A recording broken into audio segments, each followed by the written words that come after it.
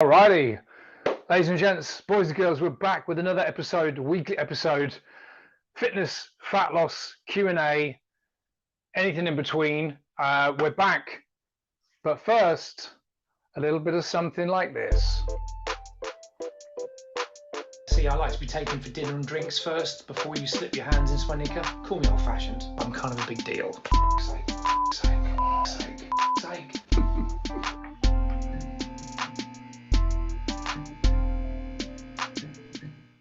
Boom. All right, ladies and gentlemen, let me know if you can hear me okay, if where you're coming in from, if you're on LinkedIn, if you're on Facebook, if you're on YouTube, drop a question into the chat. We'll cover them. Today we're going to do an open-ended Q&A like we normally do, and I've got a couple of questions that I've been collating over the last couple of weeks, and these are some of the common questions that I get asked all the time by current clients and potential clients. And a lot of people just want to ask a load of questions, no intention of actually ever becoming a client. They just want to know. So we're going to cover them, but first I want to go to any of the questions that pop up in the chat. So if you're there, all right, cool. Hello, Sally. Hello, Sally. How you doing? Nice to see you. Nice to see you. Can you hear me okay? Let me know if you can. Sally over in Madrid. Good to see you. Good to see you on the chat. Let me know if you can hear me okay before we go on this weekly rant or Q&A, whatever you want to call it. Anyone else is joining, please drop a question or just say hello. Tell me where you're listening in from, whether you're abroad, whether you're in the UK, anywhere in the world, just let me know. And then we'll get on with the Q&A. If you've got any questions on health, fitness, fat loss, building muscle, anything in between. Oh, yes, you can hear me. Look, I'll have to put this on. I'm going to have to put Sally's. It's not a question, it's rather a statement, isn't it? Loving the teeth, and yes, we can. They're all right, aren't they? They cost me a lot of money, though. Cost me a lot of money. Yeah, so I'm loving the teeth as well. But yeah, awesome. We've got Michael Tomasello. I hope I pronounced your name right there, Michael, from Denver, Colorado. I've always wanted to go to Denver. I didn't mean to Colorado, but Denver's meant to be amazing. I've been to Utah quite a few times. But all right, we've got Hassam listening from Kenya, Mombasa. Awesome, great. Few people are coming on. Fantastic. All right. Well, look, before any of your questions come in, and feel free to drop them into the chat anytime you want. I'm going to go over a couple of questions that have been asked. All right, Shirley. Sorry. Just finished your book from Calgary, Canada. Brilliant. Shirley, what did you think to the book? Let me know. I appreciate you buying the book, Ashley. Did you get that on Amazon, Shirley, or did you come through the GHG method? Because if you went through GHG method, I would have sent you that book and I would have signed it. If you got it from Amazon, you wouldn't have had a signed copy. I'm sorry about that if you got it on Amazon. It's quicker for you on Amazon as well. I actually make less money if you go on Amazon as well, but I would more than happy for you to get it as quickly as you can. So also, I appreciate you buying the book. We've got Maria from India. We've got someone else from Virginia. Sorry, whoever it is from Virginia has just popped up and it says LinkedIn user. I don't know why it sometimes says that as opposed to anyone's name. Look, guys, I appreciate you all being on here. I know this is in the middle of the day for you. But look, I'm going to crack on with a couple of questions that I've been asked, certainly over the last week. And so these are reoccurring questions that I see all the time. Shirley has said that she saw one of my posts on LinkedIn and put it on Amazon. Shirley, I really appreciate it. Hopefully, you're going to put everything into practice. I know it specifically said it's for men, but it's not. Everything in there is relevant for you guys as well as men. It's the same. Physiology is the same. How we burn fat, how we gain muscle is the same. Slightly harder for different people, but it's 99.9% the same for guys and for girls. So awesome. Please enjoy that and let me know how you got on. All right, I'm going to answer this question. Get asked this all the time. And the question is, do I need a protein shake to build muscle? And the second part of that, which I get always from ladies, never from men, is, will a protein shake make me big and bulky? So it's a two-part question, to the two-part answer to the same question, really. So first of all, do you need a protein shake to build muscle? The simple answer is no, of course you don't. A protein shake is just a simple way to get more protein into your diet. There's nothing magical in a protein shake. You don't just drink protein shakes and you suddenly spout muscles. That's just not how it works. That's just not how it works. There's a lot of people think that, you know, a lot of guys think that, and certainly a lot of ladies think that. That's where they think that having a protein shake is going to bulk them up. And their argument this has come from is, let's say, for example, I get a lot of clients, not so much when I'm working with clients now, because I'm working with them remotely on a coaching level, which is very different to one-to-one personal training, which I did for years. But when I was working with clients one-on-one basis in the studio, in the personal training studio, they would often say, look, you know, John at the office, he does weight training 3 or 4 times a week, and he drinks a protein shake after every workout, and he's got big and bulky. So a lot of ladies think that's going to happen to them. Now, here's the thing.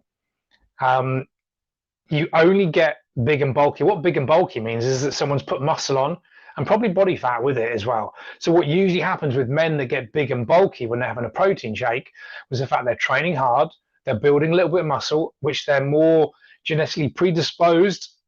It's a lot easier for men to build muscle than it is for women because of testosterone and different hormones. In fact, a man has got on average 15 or 16 times more testosterone than the average woman. So it's a lot easier for them to put muscle on and burn body fat. That's just the way it is.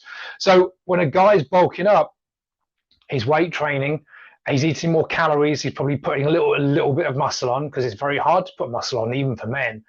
And the protein shake is just helping him get more protein into his diet. Now, we want to be aiming, certainly for a guy and a woman, if they're trying to put muscle on, at least aiming for 2 grams of protein per kilo, or 1 gram of protein per pound of body weight. So, you know, that could be anywhere from 100 up to, you know, 180 grams of protein for a lot of people. So by chugging back a protein shake after a workout, it's just allowing that person to get maybe an extra 20, 30, 40 grams into their diet. But there's nothing magical about this protein shake. And I'll be honest, I fell for this. We're going back 30 years ago now. I was 15, 16 years old. And this is in the late 90s, certainly into the early 90s. We were told bodybuilders to have a protein shake after every meal. So, sorry, after every training session. So literally the moment I put weights down, I'd be mixing this protein shake up and glugging it up, 600 calories, thinking that we were going to take advantage of what they call the anabolic window. It just couldn't be further from the truth. It's just a convenient way for most people. Now, I would say most of my clients, guys and girls, have protein shakes, but they're not getting big, because the only thing that will help someone bulk up is by overeating, being in a calorie surplus, having a lot more calories. And that's when they're going to put a little bit of muscle on, probably some body fat with it as well. So certainly you don't need a protein shake to build muscle, but it can help.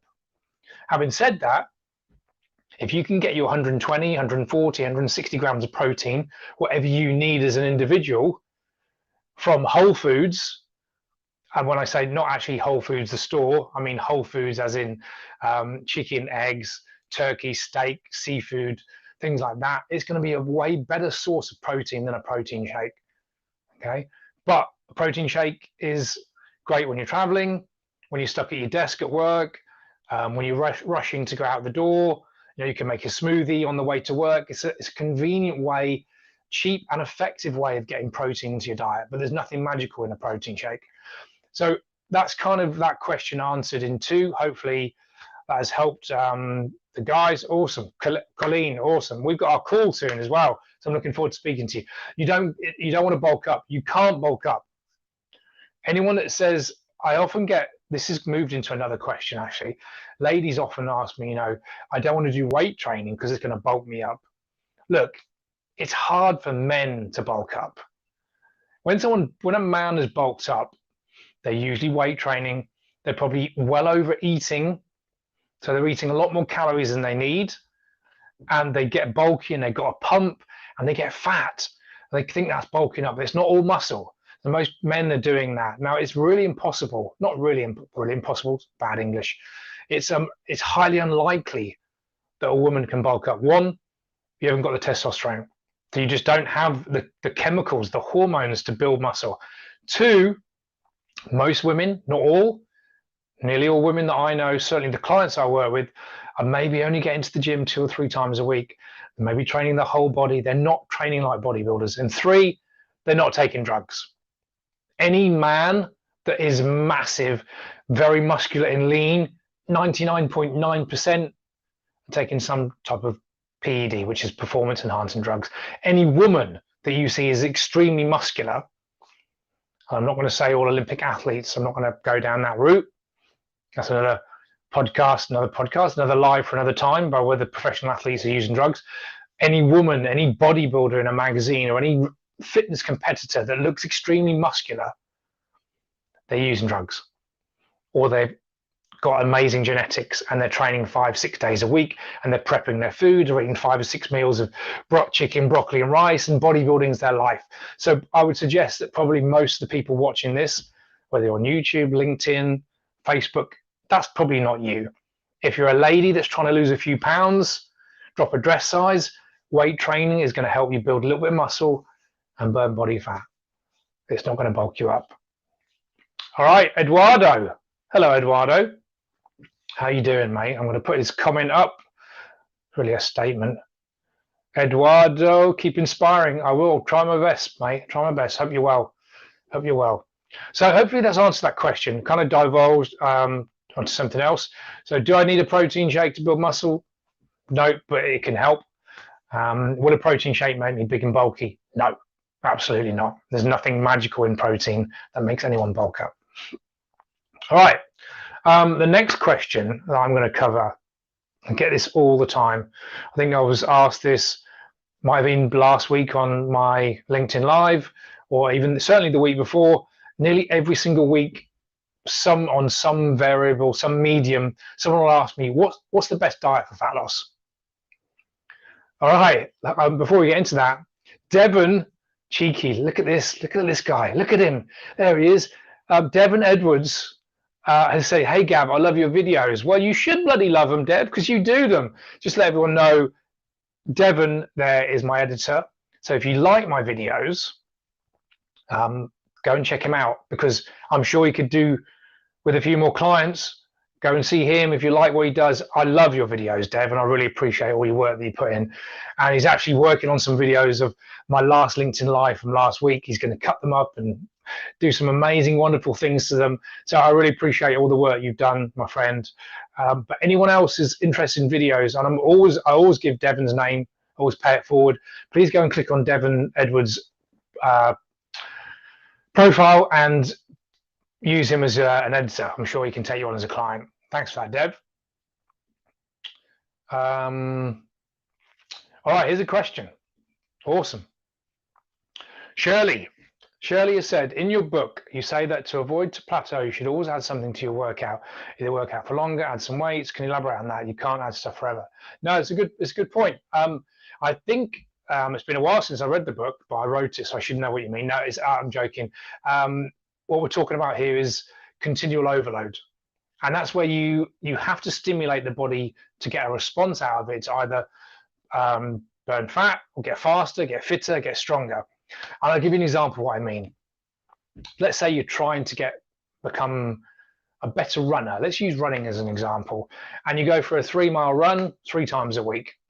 If you only run 3 miles every time you go for a run, at the end of the year, although you've done 3 runs, all you can do is 3 miles. You have to continually stress the body for it to break down and then come back stronger. And what I mean, you're right, you can't always keep adding stuff forever, but there's a million, I'm exaggerating, there's so many different modalities that you can change, and that could be speed, tempo, distance, recovery. So there's loads of different things you could play with. So what you could do, let's say you use that as a very basic example, Shirley, you run for 3 miles, and you do that for 2 or 3 weeks, and you think, hang on, I run for 4 miles. Okay, and you could run 4 miles 3 times a week. You run for 5 miles. So there's that way. You could add the distance that you travel. Now there's another way of doing that. You could say, well, I don't want to run longer because I haven't got the time. Maybe I want to run 3 miles in less time. So let's say you run 3 miles, which is about 5K let's say someone's running 5K, 3 miles in about 30 minutes. You could say, okay, well, next time I go for that run, I'm going to do it in 29 minutes. Or the next time I do the run, I'm going to do it in 28 minutes. Let's say you do 27 minutes, and you're working hard, and you try and get that three mile run, 5K run in under 27 minutes. So you're constantly improving. Now, so that's just one way of what you could do. Now, let's use the example with weight training, progressive overload. Let's say someone is lifting, let's do some bicep curls. Simple bicep curls, they've got, I don't know, 15 pounds in their hands, and each 15 there, 15 there. What's that, 7, 8 kilos? Maybe it's a guy, maybe it's a girl, I don't know. And they do 3 sets of 10, okay? If they did 3 sets of 10 when they come back in next week, and 3 sets of 10 the following week, and 3 sets of 10, they're not stressing the muscle. The way the muscle gets stronger and we build muscle is by it being broken down. So there's a few variations, a few variables we can do. You could either do a 4th set of 10, so you're getting more volume, or you could make the reps in itself longer. So you could do a positive, which is the upward part of the rep, and then the negative, you could lower it slower. So that would increase intensity, but still with 10 kilos. Or you could add, 10, 15 pounds, or you could add more weight and get the same reps. Or you could keep the same weight and get more reps that way. So there's so many different variations. You could add more reps, you could change the tempo, you could decrease the rest periods. Let's say you were doing 3 sets of 10 with 60 seconds between each set. You did your 10, you wait 60 seconds. You do another 10, you could decrease that rest period. Or you could superset. So you could do 10 sets of 10 reps of biceps, and then do it straight into triceps. So you're doing some antagonistic muscles. There's loads of different variations. So all that means is just continue trying to increase what you do. And the reason we need to do that is the body, it doesn't like change. For you to get some type of change, which is either to increase your lung capacity and get fitter, or to burn body fat, or to build muscle, you have to stress it. You have to put it under stress. And when you go home and you eat well, you eat protein, and you sleep, you recover, you come back fitter and stronger, more capable, more able to do more work, more capacity. Hopefully that makes sense. Does that make sense, Shirley? Hopefully it does. All right, there's a few more questions coming in. Colleen has said, where do we find your book? The best place to find it, the quickest way for you to get it over in the States is go to Amazon, amazon.com, and type in the GHG method, and you can get it one click. It'll be with you tomorrow, I think. The slowest version, and the version that's best for me in terms of making a few quid, which is not much, is to go to the ghgmethod.com. It will come through to me, and you'll actually write in it a nice little message, but I'll have to physically post it to America or anywhere in the world, wherever you are. So the quickest way, if I'm honest, is get it on Amazon. That's the best way. Amazon.com or .co.uk, wherever you are in the world. All right, Colleen. All right, Kyle. Here we are. Hello, Kyle. Kyle has said, or is saying rather than has said, started calorie deficit recently. I'm always hungry. Any tips for foods or otherwise that can satisfy the urge to eat all the time, or will this end at some point? Now, I've got some answers for the question, but I first want to address, if you're so hungry, I would suggest that your calorie deficit is too much, because you shouldn't be that hungry. So can you give me an idea? Give me some context. Like, I'll give you an example. This is for everyone that's watching. Let's say you were eating 3,000 calories before, and you create a 1,000 calorie deficit, and you're only eating 2,000. Now, you're going to lose a lot of weight, but you're going to be very, very hungry, depending on what you're eating. So it depends what the starting point is. If someone was eating 2,000 calories, and they're trying to lose some body fat, maybe just dropping to even 1,800 or 1,700 might be a good start. So it really depends on the starting point and the goal. It depends on how aggressive you can get. Now, it sounds to me, if you're always hungry, maybe you've been too aggressive. Maybe you've cut your calories too much too soon, and you're too low. Any tips? Now, to answer the second part of the question, ignore the last part. Will this end at some point? We don't want it to end. We don't want to be there in the first place. You effectively, if you're starving, your calories are too low. So you need to increase your calories. So any tips for foods otherwise satisfies you to eat all the time? Yes. We want to have foods that have got the least sugar and the most fiber. And I'll tell you why. When something's got high sugar and low fiber, it's digested very, very quickly, which means it will give you energy, but it's not going to satisfy you. So 500 calories of a donut, although it's still 500 calories, is not going to be, there's no satiation there. You're still going to feel hungry. It's pure sugar. It's in and out of the system. Glycemic index, lots of insulin. Although that's not a problem in terms of fat loss, it's going to play havoc with your chemistry. Let's say you had 3 scrambled eggs on 2 pieces of wholemeal toast. Again, I'm just throwing it out there. Could be 400 or 500 calories. 500 calories of the eggs on toast, 500 calories of the donut. Now, in the eggs on toast, for example, you've got a good quality source of protein. You've got great source of fat. You've got carbohydrates, and you've got fiber from the bread. If you then put some salad with something, it would increase the fiber. The more fiber we have in the meal, it's going to slow down the digestion along with protein. You're going to get a less of a spike in that energy, less blood sugar. You're going to get a nice slow release of energy. So 500 calories is 500 calories, but that's going to be more calorie dense. Hopefully that makes sense, Kyle.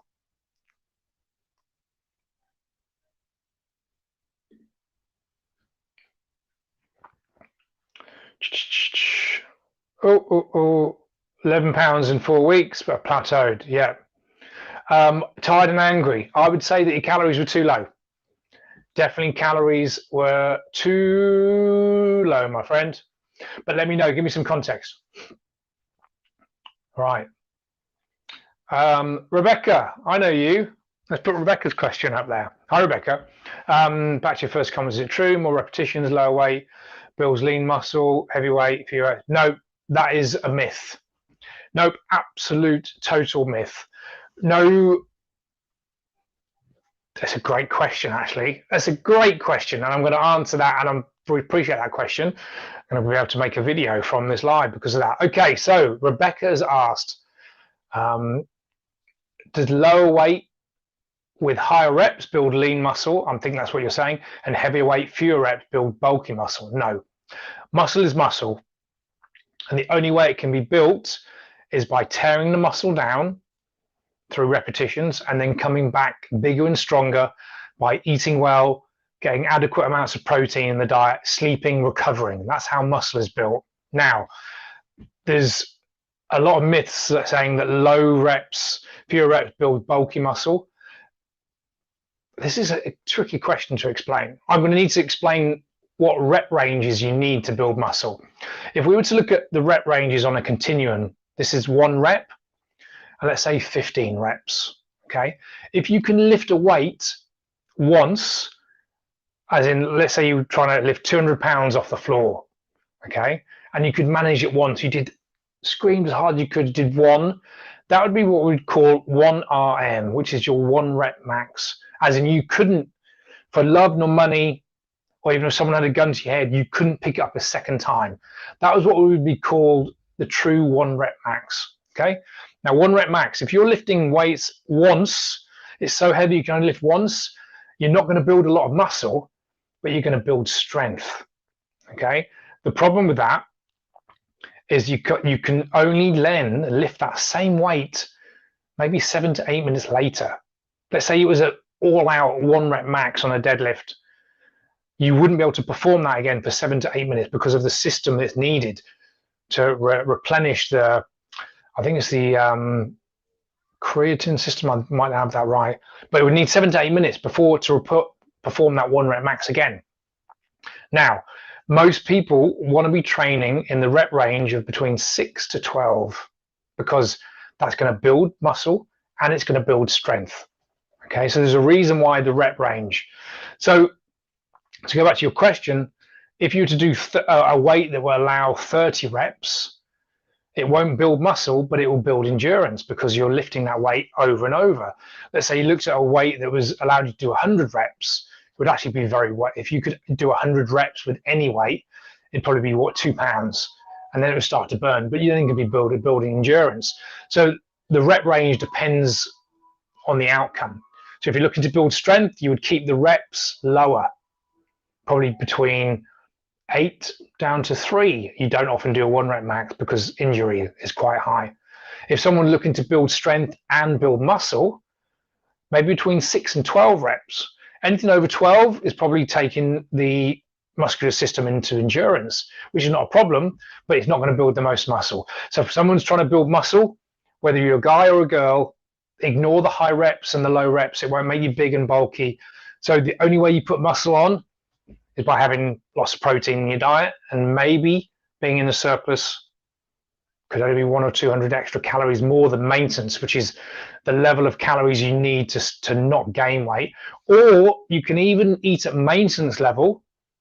And if this is a woman, most of you should be eating at maintenance level. Let's say it was 1600 calories, and that's the level of calories where you don't lose weight or gain weight. You would eat 1600 calories at maintenance and keep your protein high and do heavy weight training, and that would help you build a little bit of muscle and help you burn body fat. And it would give what most women want, and I hate using this phrase, it would tone them up. So that's a long question, and it's such an open-ended, and there's loads that we could talk about on there, Rebecca, but that is a myth. There's no such thing as, you know, lightweight, more reps, and lower weight, heavy reps for building bulky or lean muscle. That doesn't make any sense whatsoever. Hopefully that made some sense to you. All right, all these messages coming in. Awesome. Okay. No way. Is that? I think you're referring to the muscle. There's no such thing. It's a myth. Look, it's hard for ladies to build muscle. Okay, which means you absolutely need to be doing weight training because it's really, really hard. It's impossible for you to bulk up. Any woman that says they bulked up, they're mistaken. It's impossible. I've been trying to bulk up for the last 30 years. You know, I'm 47 years old. I weigh just under 80 kilos, which is what? Is 165, 167 pounds. You know, the heaviest I've been in my life is about 175 pounds. And I've done weight training in my peak prime, maybe in my late 20s, early 30s, 4 or 5 times a week. Heavy for me. I'm not a particularly strong guy. The most I've squatted is 150 kilos. What's that? 300 pounds. So it's reasonably strong, but not super strong. It's hard for men to bulk up. It's almost impossible. In fact, I would go to say it's impossible for women to bulk up unless they've got a crazy genetics, eating a ton of calories, lots of protein, and using drugs. That is none of you. So don't worry about that. Hopefully that's answered that question, Rebecca. Good chat today. Bacon. Kyle, what are you eating bacon for? Bacon. What is...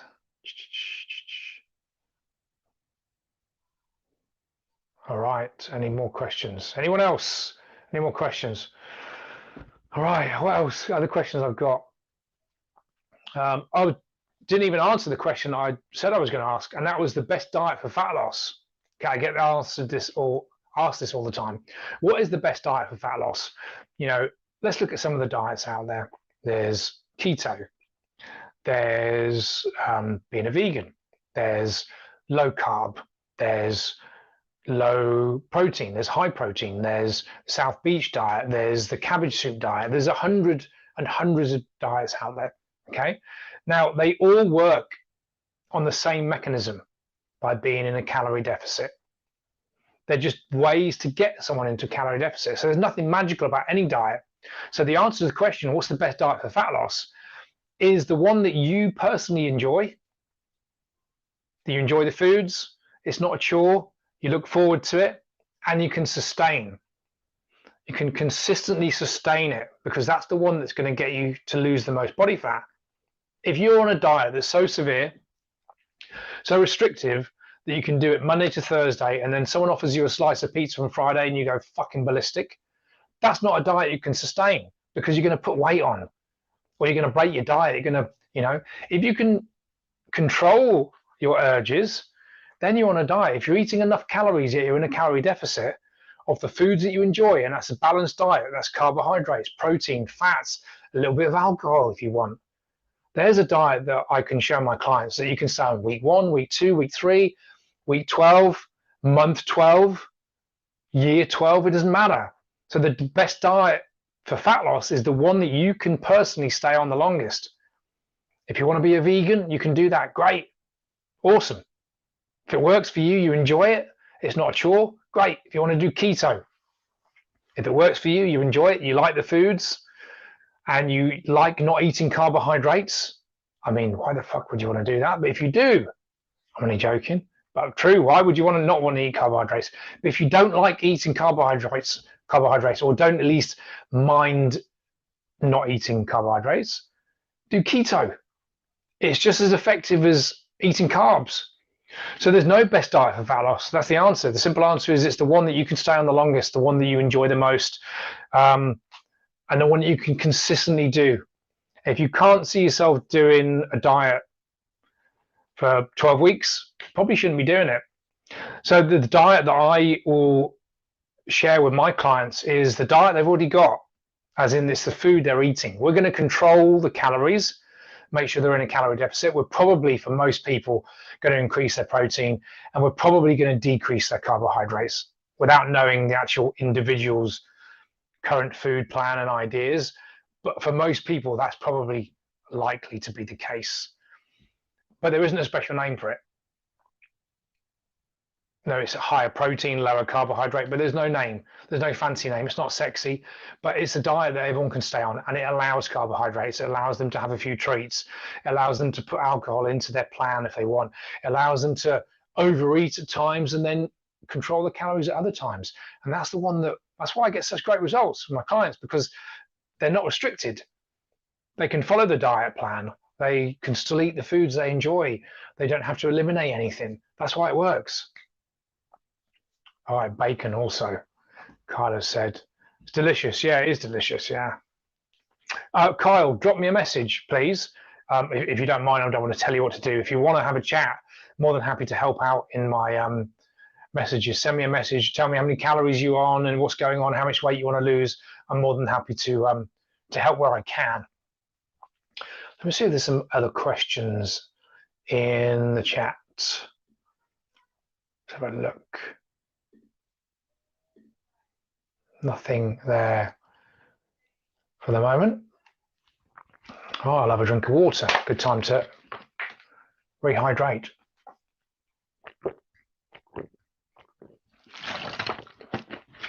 All right. This is kind of off the topic of fat loss, more along the personal development. I often get asked, this is not, I say often, I've been asked this 3 times this year. It's not like a weekly occurrence. My top 3 books, or what are some of the books I can recommend to people that I've learned from or that I recommend. And so these are some of the books that I recommend to my coaching clients. So my top 3 books, it was actually, to boil it down to these three, it was almost like asking me which is my favorite child. You shouldn't have a favorite child. You should love them all equally. Maybe you do secretly have one that you like a little bit more than the other one. I don't actually. I do love mine all equally. They all give me joy in certain areas. I want to strangle them in other areas, but if you've got kids, you know what I'm talking about. But here's some books that I really recommend and have enjoyed recently.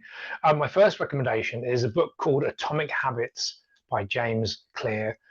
And this guy it's a brilliant book. It really breaks down and explains how we're all habitual, whether it's good or bad. People think, well, I'm not really, I haven't got many habits. Your whole life is a habit. The way you get up, what you do in the morning, the way you brush your teeth, when you have your coffee, the way you travel to work, it's all habits. So once we can understand the habits that we have, if you think about trying to improve your life and changing habits, it's a case of changing habits. And it's not just a case of don't do that and do this instead. He breaks it down, explains why we have habits, how powerful they are, how to change them, what to look out for, the pitfalls. But it's a really, really great book. So Atomic Habits by James Clear, my first recommendation. The second recommendation, actually second and third, because it's 3 books by the same author. It is the first book is Ego is the Enemy. Second book was Obstacle is the Way, and third book is Stillness is the Key by Ryan Holiday. Ryan Holiday wrote those books, the trilogy, in that order. Ego is the Enemy, Obstacle is the Way, or it might have been Obstacle is the Way as the first one, then Ego is the Enemy, and the third one, the trilogy, is Stillness is the Key. They're more personal development, could be considered a bit woo-woo. My favorite one of those 3 was, I think it was either Ego is the Enemy or Obstacle is the Way. Very similar. I'll break that down. Ego is the enemy. This is a powerful one. Look, a lot of us are caught up in our ego. And it's impossible not to have an ego, but it's whether you give into it. And the ego is, we've got the conscious mind and the subconscious mind. Well, the ego is deep down. It's the stuff that, when you put a post up on LinkedIn or Instagram or Facebook, the ego is the thing that looks out for the red notifications. Oh my God, my post has only had 10 likes. That's your ego. You want to see 100 likes. You want to see that I'm popular, that people like me, people have enjoyed it. You can't get away from that.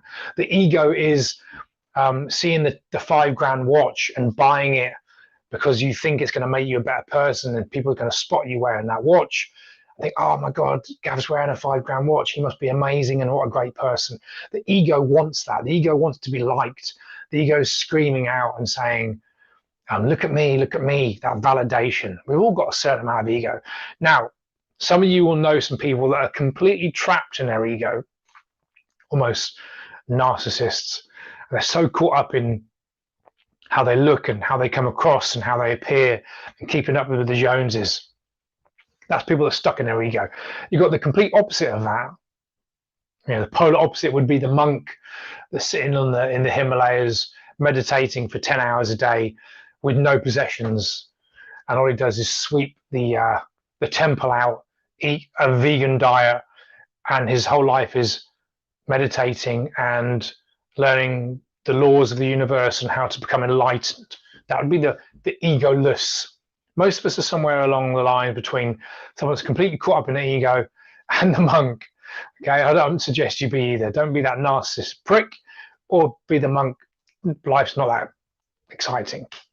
But it's just recognizing the ego, and ego is the enemy. It really is. Like, if you think of all the problems we have in communication, it's down to a lot of the ego. Let's say someone says something that offends you or annoys you. The ego is the one that wants to come back at them. The ego, I get it, and get the odd comment on LinkedIn or any social media platform where someone attacks you, and you take it personal, and you can feel like your blood boiling. You might get a little bit flushed inside. You get a little nervous. That's the ego, like saying, "Come on, fire back, say some comment." Often, I don't often post it, but I've typed something out. Yeah, fuck you. That's my ego. Then I'm like, hang on. Calm down. Do I actually want to post that? And am I going to gain anything from me posting that? And the 99 times out of 100, you're probably not firing off at that person. So just calm down, either post something different or kill it with kindness or delete the comment. But that's the ego. You're driving a car and someone cuts you off, and it's guys as well as girls, mostly guys, that road rage, almost like shout expletives, and then you sort of snap out and think, oh my God, what did I do? Maybe that person was late and maybe they're racing for the hospital. You've got the ego is being aware of the ego. It's that monkey brain, isn't it? That fight or flight just pops up. That's the ego. So the ego is the enemy. It really is. If we can control the ego, or at least aware of the ego, then you can see how our relationships can be better with a significant other, or how you can be better with a boss, or how you can show up at work, or how you can deal with clients. If you're constantly stuck in the ego and need that ego to be validated, by wearing the watch or driving the Ferrari or having the Christian Louboutin shoes or the Prada handbag, that's being stuck in the ego. Now, I'm not saying you can't go and buy those things. Of course you can. But if you're buying them to make yourself look good so other people notice you, and that gives you a kick and a validation, then it makes you feel like you're a better person because of that. Maybe that's not the right reason to have them. Certainly, if you've got the money, you want to go and treat yourself and you buy it for the right reason. I'm not saying don't go and buy the £5 watch or even the 50 grand watch if you've got the money. Absolutely, go and do it. But do it for the right reasons. Do it because you want the watch, not because you want someone to see it and think, he's wearing a 50 grand watch. That's the ego. The difference between having something that feels good and for yourself. The people that have got this mastered, the ones that have got loads of money and will have a car, don't drive down the high street with their stereo on as loud as possible.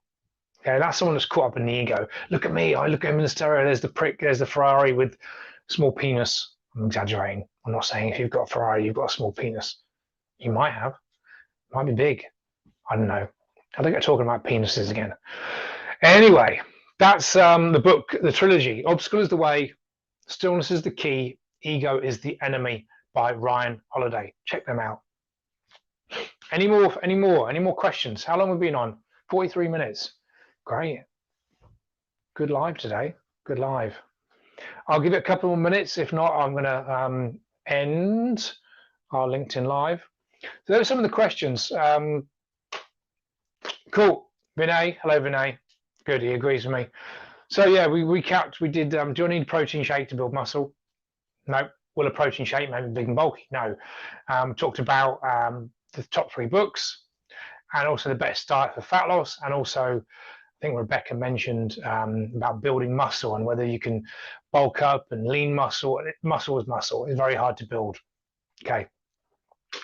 Right. If there's no more questions, I'm going to have a quick look through the chat. No, nothing else there. All right, guys. I did this live on a Wednesday. Normally do this on Thursday, but I've got an appointment tomorrow that I need to do. Put it forward. I'm going to be you know what? There was more people came on today than the Thursday. Maybe I'll stick to on a Wednesday. I'll let you know. It's either going to be every Wednesday or Thursday at 5 p.m. BST, which is midday East Coast, 9 a.m. on the West Coast. Come to the live with questions on health, fitness, fat loss, mindset, anything in between. Happy to answer all your questions. If you've got questions, good. I've got answers. And that is me signing out. See, I like to be taken for dinner and drinks first before you slip your hands in Swanika. Call me old-fashioned. I'm kind of a big deal. Sake.